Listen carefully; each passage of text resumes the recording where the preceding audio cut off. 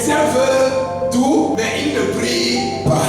Le chrétien veut te marier. Le chrétien veut vivre longtemps. Le chrétien veut prospérer. Le chrétien veut réussir son examen. Le chrétien veut avoir un travail. Le chrétien veut accoucher. Le chrétien veut voyager. Le chrétien veut être élevé. Le chrétien veut être promu.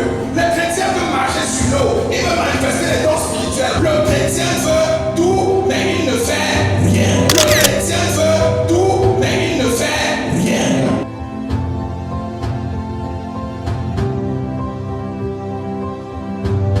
Et il ne fait rien.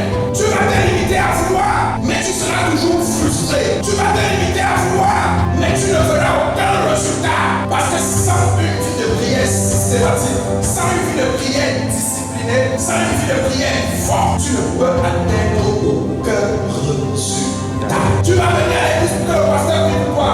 Tu vas donner des sujets d'intercession pour qu'on prie pour toi. Il y a des situations que c'est ta bouche seule qui peut renverser. Le Saint-Esprit que Dieu t'a légué et qui est capable de te donner toutes choses est en toi. Il est avec toi. La raison pour laquelle il ne se manifeste pas, c'est parce que tu ne pries pas. La raison pour laquelle les choses que tu souhaites, que tu demandes, n'arrivent pas, c'est parce que tu ne pries pas. Pendant combien de temps vas-tu t'accommoder de cette situation? Vas-tu t'accommoder de cet état? Pendant combien de temps seras-tu chômeur? Pendant combien de temps vas-tu rêver de ce voyage? Pendant combien de temps vas-tu continuer à demander les fruits des entrailles? Pendant combien de temps vas-tu demander la guérison? Pendant combien de temps vas-tu implorer Dieu pour le succès? Pendant combien de temps vas-tu rester dans cette maison familiale? Pendant combien de temps? Malgré ton âge, pendant combien de temps? Pendant combien de temps vas-tu continuer à dépendre des autres? À maudire les autres, à maudire le ciel? Parce qu'ils n'ont pas fait ci, parce qu'ils n'ont pas fait ça. Pendant combien de temps vas-tu accepter qu'on t'humilie, qu'on te méprise, qu'on te rejette, qu'on te regarde de haut, qu'on te rabaisse? Si tu n'es pas fatigué, rien qu'à énumérer ces quelques situations, je suis déjà très fatigué. Parce que je me mets à ta place. Trop c'est trop, trop c'est trop. Nous avons une âme, nous avons une plateforme qui peut nous permettre de sortir de cette situation, qui peut nous permettre de changer notre situation, de changer les circonstances, de changer notre condition. Mais le problème, c'est que nous refusons d'utiliser l'art que Dieu nous a gratuitement donné, la prière. La prière ouvre toutes sortes de portes fermées. La prière, bien aimé, la prière, c'est le moyen par lequel Dieu transforme les hommes en une version améliorée, en une version meilleure que la version actuelle ou que la version passée. C'est pas la prière que Dieu peut te changer. C'est pas la prière que tu peux provoquer la main de Dieu sur ta vie et entraîner le changement de ta situation. La prière active les capacités divines qui sont en nous. La prière active les capacités divines qui sont en nous.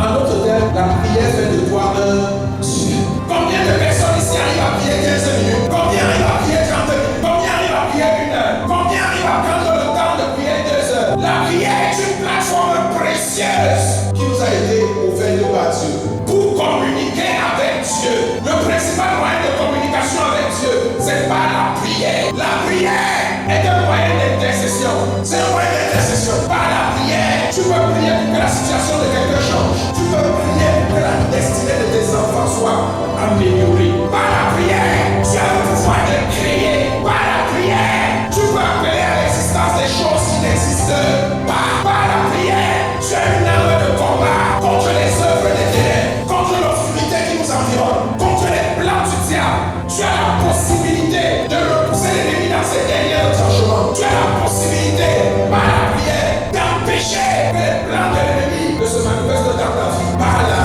prière. La prière est précieuse, aussi précieuse qu'elle est utile. La prière est importante, déterminante pour l'accomplissement de la destinée de chacun d'entre nous. Les prières par procuration, elles peuvent fonctionner, mais elles fonctionnent partiellement. Chaque chrétien doit être un prieur. Chaque chrétien doit être habité par le feu de la prière. Et c'est ma prière pour toi ce matin au nom de Jésus. Amen. Que ce feu te gagne après ce matin au nom puissant de Jésus. Amen.